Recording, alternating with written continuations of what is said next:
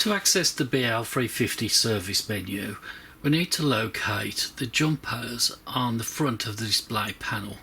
It's listed on the circuit diagram as J5 service. In normal operation, the links are across pins 1 and 2. To put it into service mode, we need to move the link to pins 3 and 4. To enter the service menu, ensure that it's set to standby and auto on the 2 outside switches. Then we need to press the OK SSB and the SET keys together and switch on the amplifier. This will then take us into the actual service menu.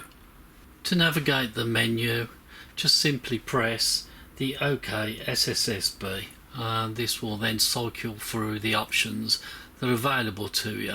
Please do this at your own risk. I take no responsibility for any damage you may cause.